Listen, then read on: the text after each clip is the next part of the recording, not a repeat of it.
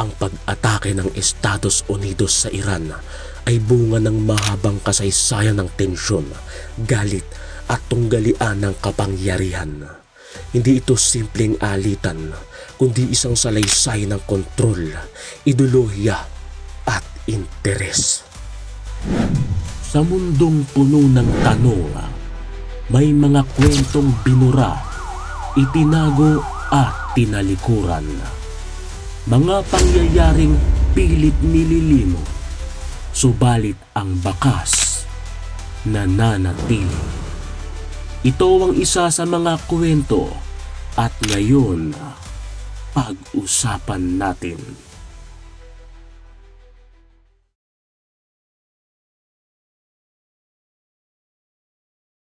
Noong taong 1953, tinulungan ng CIA ang pagpapabagsak sa demokratikong lider ng Iran na si Mohammad Mossadegh.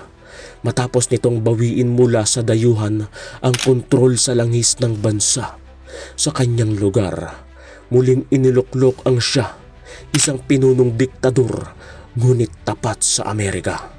Sa ilalim ng kanyang pamumuno, lumaganap ang impluwensya ng kanluran sa Iran, bagay na naging dahilan ng hinanakit ng sambayanan. Pagsapit ng 1979, sumiklab ang Rebolusyong Islamiko, pinatalsik ang Shah at lumitaw si Ayatollah Khomeini bilang bagong pinuno. Itinatag niya ang isang republikang Islamiko at mula noon, tahasang itinuring ng Iran ng Amerika bilang kaaway. Hindi pa man lumilipas ang ilang buwan, sinugod ng mga militanteng estudyante ang embahada ng Amerika sa Tehran at ginawang bihag ang mga tauhan nito. Dito tuluyang naputol ang diplomatikong ugnayan ng dalawang bansa. Mula roon, patuloy ang bangayan. Sinalanta ng mga parusa ang Iran. Isinara sa kanila ang pandaigdigang kalakalan, pinutol ang mga bangko at ginipit ang kanilang ekonomiya.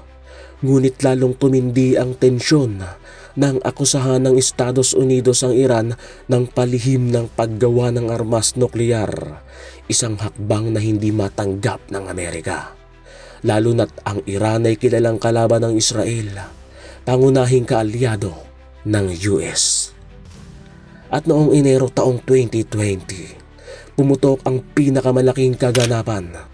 Pinaslang ng Amerika si General Qasem Soleimani, isa sa pinakamakapangyarihang tao sa Iran, sa isang drone strike sa Iraq ayon sa Amerika. Siya raw ang nasa likod ng mga pag-atake sa mga sundalong Amerikano at embahada, pero para sa Iran, ito'y tahasang pagpaslang sa kanilang bayani. Ang pag-atake na ito ay hindi lamang paghihiganti, isa itong pagpapakita ng lakas, isang babala, at sa mas malalim na diwa, isang hakbang para mapanatili ng Amerika ang kontrol sa gitnang silangan. Isang rehiyon na mahalaga sa langis, sa estratehiya at sa pandaigdigang kapangyarihan. Sa likod ng lahat ng ito, malinaw ang tanong, ito ba'y para sa pandaigdigang seguridad o para sa sariling interes? At sa pagitan ng dalawang bansang ayaw magpatalo, ang tunay na talunan ay ang mga inosente, ang mga sibilyang nadadamay sa digmaang hindi naman nila pinili. Noong madaling araw ng Hunyo 21 taong kasalukuyan, biglaang umatake ang Estados Unidos sa tatlong pangunahing pasilidad nuklear ng Iran sa Fordo, Natanz at Isfahan. Gamit ang B-2 stealth bombers at bunker buster bombs, tinarget ng US ang mga underground facility ng Iran sa ilalim ng lihim operasyong tinatawag na Operation Rising Lion. Ang pag-atake ay mabilis, eksakto at walang abiso sa publiko. Lahat ng eroplano ay ligtas na nakabalik. Ang layunin, durugin ang kakayahan ng Iran na gumawa ng armas nuklear.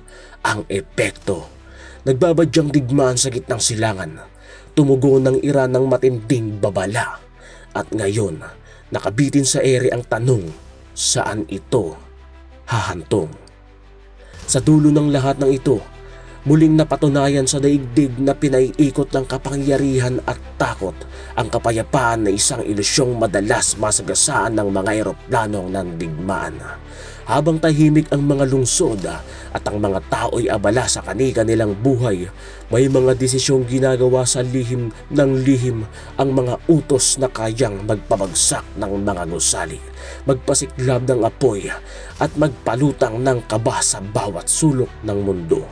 Ito ang tanong, hanggang kailan tayo magbubulag-bulagan sa larong nilalaro ng mga makapangyarihan at kailan natin muling maririnig ang tinig ng tunay na kapayapaan sa gitna ng sigaw ng mga bomba.